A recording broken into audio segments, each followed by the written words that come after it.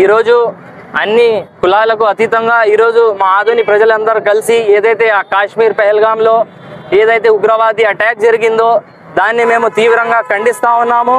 అలాగే ఏదైతే మా భారతీయులు 26 మంది తమ యొక్క ప్రాణాలని కోల్పోయారో వాళ్ళ కోసం మేము సానుభూతి తెలుపుతూ అలాగే వాళ్ళ యొక్క మనశ్శాంతి కోసం మేము కోరుతా ఉన్నాము.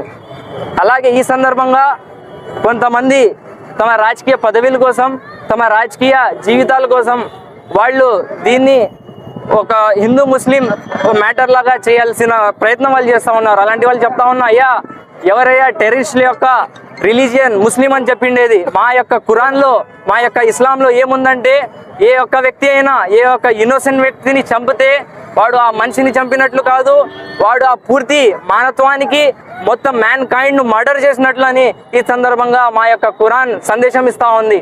అలాగే ఏ ఒక్క చిన్న చీమని చంపితే కూడా దాని యొక్క లెక్క మేము మహేశ్వర్లో ఇచ్చేది ఉంటుందని కూడా తెలియజేస్తా ఉన్నా.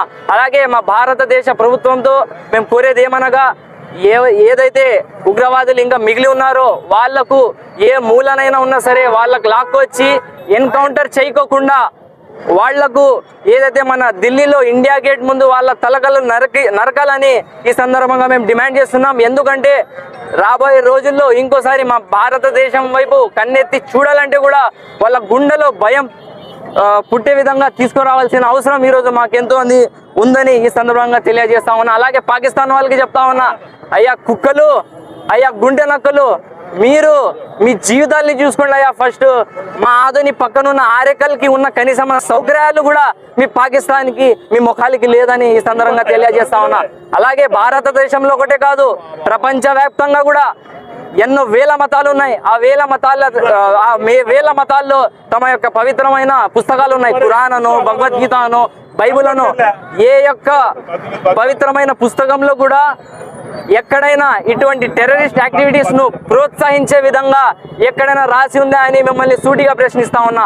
అలాగే ఏదైతే మా భారతదేశం యొక్క శక్తి, మా భారతదేశం యొక్క బలం ఉందో, ఏదైతే ఆ హిందూ ముస్లిం యొక్క ఏకమైన బలం ఉందో ఆ యొక్క బలాన్ని ఎవరైనా విడదీసే ప్రయత్నం చేస్తే వాడు ఈ భారతదేశానికి ద్రోహి అని ఈ సందర్భంగా తెలియజేస్తా ఉన్నా.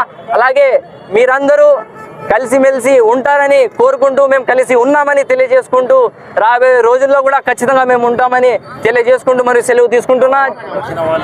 ఏదైతే ఈ పీస్ ర్యాలీకు సహకరించినటువంటి 1 టౌన్ 2 టౌన్ సిఐ గారికి, డిఎస్పీ గారికి, అలాగే ఆదోని ప్రజలకి, మా హిందూ ముస్లిం సోదరులకి ప్రతి ఒక్కరికి ధన్యవాదాలు తెలియజేసుకుంటూ మళ్ళీ సెలవు తీసుకుంటున్నా. జై హింద్, జై భీమ్, జై భీమ్, హిందుస్థాన్ జిందాబాద్.